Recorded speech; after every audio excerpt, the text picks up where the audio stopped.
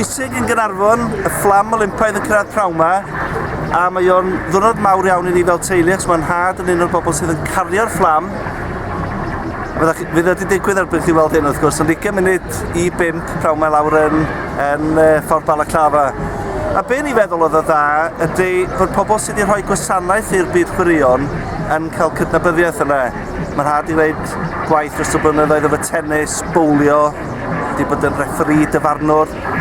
Di mae yn bwysig, a hefyd mae'n braf gweld pethau'n digwydd o gwmpas dre yma, a gobeithio bod yn ysbrydoli pobl ifanc wedyn yna i wneud y chwaraeon ac i gadw'n ffit, colli pwysa.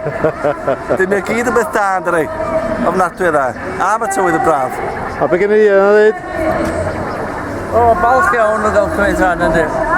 Ond fel dwi'n newid dweud chi, mi eisiau well gen i wedi rhedeg trwy strydwch tan y ferch eirionion. Mae'n oedd wedi gwneud y gwaith i'r chwaraeon. O, da chi edrych ymlaen? O, ynddo. Lyfli, o, da edrych ymlaen gweld chi? Diolch yn fawr. Bob lwc. Syniad ar hyn o bryd ydy bod llon llaw o blant bob ysgol yn cynnwys yr ysgolion cynradd, uwchradd, Pendalar a Criw Cofis Bach yn cael blas ar wahanol chwaraeon sydd ddim yn rhan o'r cwricwlwm ond sydd yn rhan o'r gemau Olympaidd gan fod y fflam yn dod i Gaernarfon hwyrach ymlaen yn y dydd. Okay, a faint o waith mae wedi gymryd i roi hyn o'i gilydd, Catherine? Wedi bod yn long drawn out process ta? Isol flawar, fel bob digwyddiad arall yn Gaernarfon, mae gyd yn disgwyl ar ysgwydd a fi.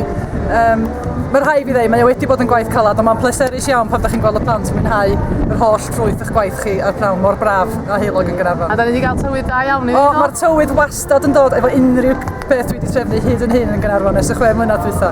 A lle wyt ti'n mynd i fod mae'r fflam yn dod i fewn i Gaernarfon? Ta wyt ti am weld y fflam yn dod i fewn? Dwi'n gobeithio gael weld y fflam ar ôl yr holl drefnyd, ond mae rhaid chi fod yn sydyn i gael cip arni, ond os da ni wedi gosod pawb yn ei le, ddyla bod pawb yn gael y fraint o weld y fflam yn dod trwy Gaernarfon, trwy tre hanesyddol ni. Da iawn. Diolch yn fawr iawn i chdi, Catherine. Croeso'n tad. Enjoy dy ddiwrnod. Diolch yn fawr. Hwyl.